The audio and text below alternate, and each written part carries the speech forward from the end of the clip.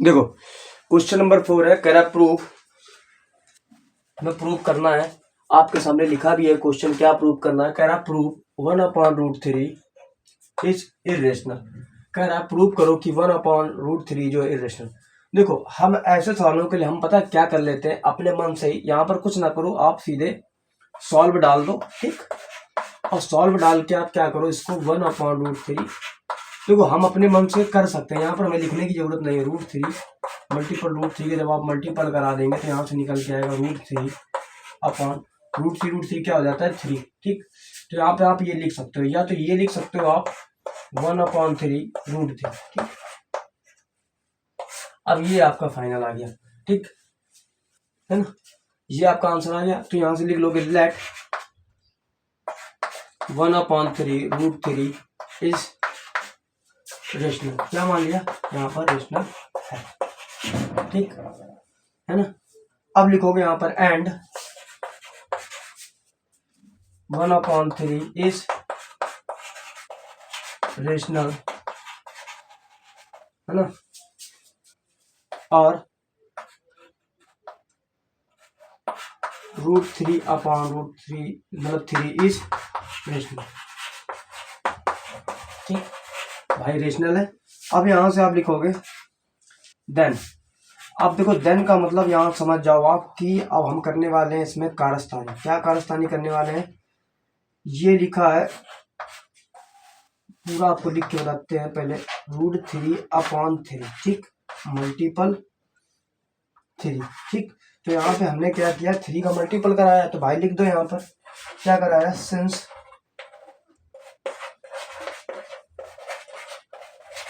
Product of two rationals is rational. मतलब किन्हीं भी दो नंबरों का अगर हम प्रोडक्ट कराते हैं, ठीक, तो वो क्या निकल के आता है, हमेशा रेशनल ही निकल के आता है। √3 इज रेशनल। देखो आगे पीछे आप कुछ भी कर सकते हो, लैंग्वेज है ना, वो आप पर डिपेंड करता है आप किस तरीके से क्वेश्चन को मतलब हल्के से ले रहे हो, भारी से ले रहे हो, ठीक, तो आप समझ सकते हो। तो यहाँ पर ये चीजें आपको समझ में आ रही होंगी, ठीक है ना। तो हमने क्या लिखा है यहाँ पर, देखो क्वेश्चन दिया गया था पहले, तो हमने इसका रेशनलाइजेशन कर लिया। रेशनलाइजेशन का मतलब होता है कि सेम न्यूमरेटर अपॉन डिनोमिनेटर के इसके कॉन्जुगेट का मल्टीपल कर लिया, तो आ गया 1/3 √3, ठीक। ये तो अपने तरफ से हमने किया। हमने मान लिया let 1/3 √3 is rational and 1/3 is rational and 3/√3 is rational. Then √3/3 multiple 3 का अपने आप मल्टीपल करा दिया, कट गया, √3 इज रेशनल। ये तो हमें पता ही है, product of two rational is always rational, ये हमारी थ्योरम है। इतना आप नोट करो, फिर उसके बाद आगे लैंग्वेज लिखते हैं, ठीक। तो ये बिना लैंग्वेज के हम कुछ नहीं कर सकते हैं, ठीक है। आगे देखो, बहुत ही आराम आराम से समझना है हमको, कि जल्दबाजी करोगे तो ट्रेन छूट जाएगी आपकी, ये तो वैसे भी छूट जाती है जल्दी, है ना।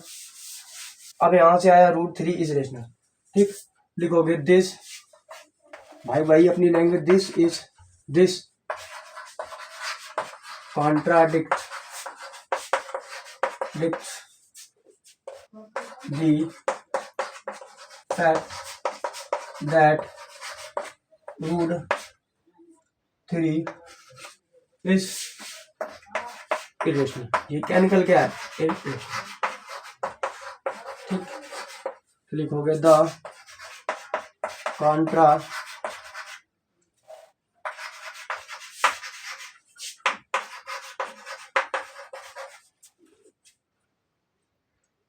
लिखोगे the contradiction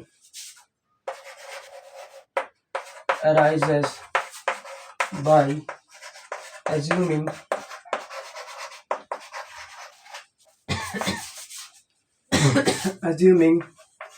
that 1/√3 is rational,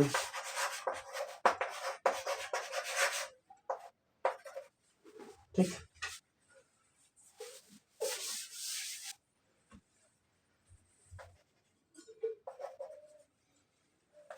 Hence 1/√3 is irrational. ठीक, हमें ज़्यादा इसमें झंझट नहीं करना होता है, बस क्वेश्चन को पढ़ना होता है, समझना होता है और उसको ख़त्म कर देना होता है, निपटा देना होता है।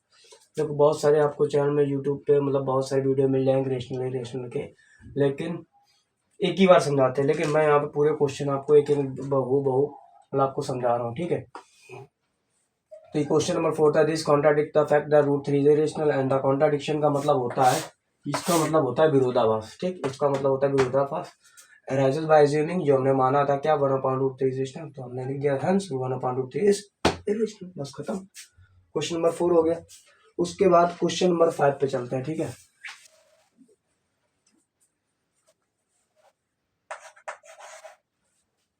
ठीक,